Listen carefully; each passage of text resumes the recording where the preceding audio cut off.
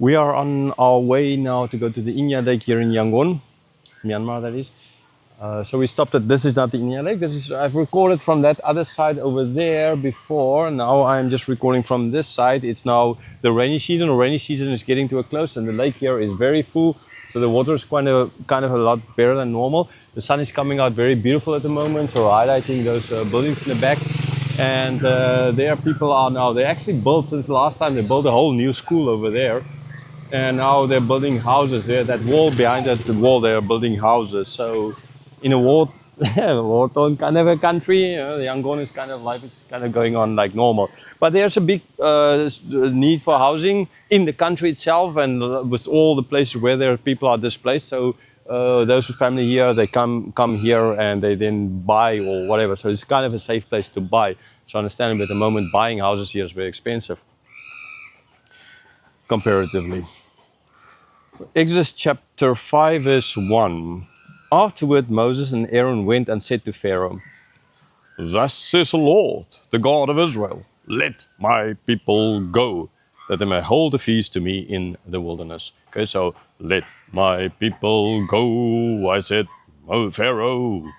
Whatever, right? That song, a very famous song, and I've mentioned in some of the other videos, one of the other videos, that the Russians love to use, especially there was this one bank who loved to use that song as in their advertisements. Now that bank doesn't exist anymore, but anyhow, that was way back then. And so yeah, and although this is now the 30th of September 2025, and you'll only see this video somewhere in April of 2026. But Netanyahu, he was recently, the modern day Hitler, recently there in the UN, where he used these words as well, "Let my people go," right? But in the concept of Hamas, it's "let people go." So yeah, these words are still kind of being used or abused in certain cases. So Moses and Aaron going to Pharaoh saying, "Let my people go," because I mean ultimately that is what God told Moses to go and do.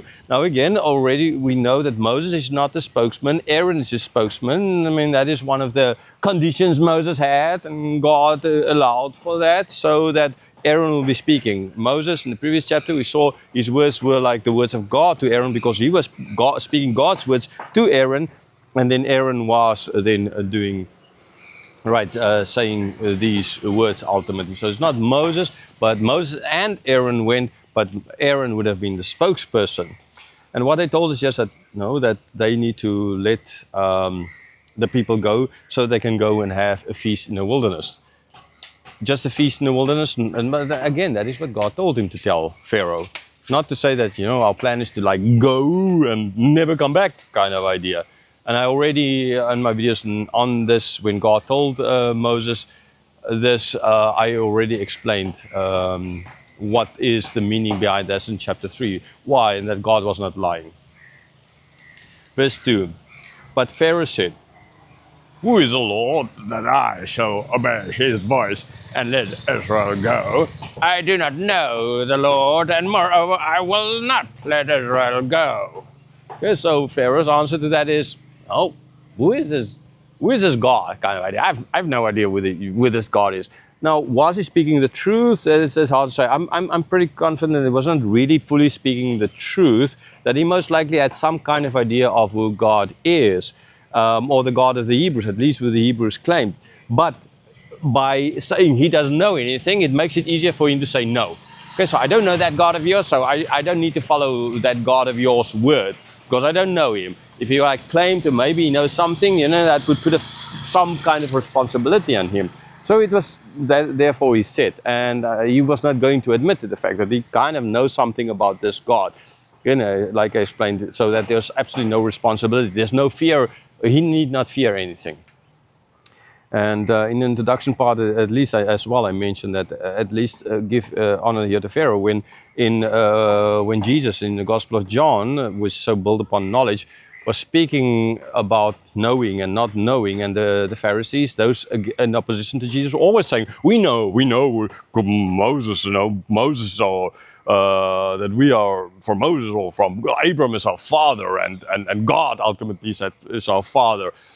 And Jesus, you have no idea who is your father, kind of idea. Right? So they claim to know something when they didn't claim to know, when they didn't know God, actually. Although they had all the words, all the scriptures, they did not know. Pharaoh, well, I think he is downplaying his knowledge here, but again, there's a reason for that. Right, so we will continue on to get to the bus because it's starting to drip here now, and we need to get to the park, to the other lake. Right.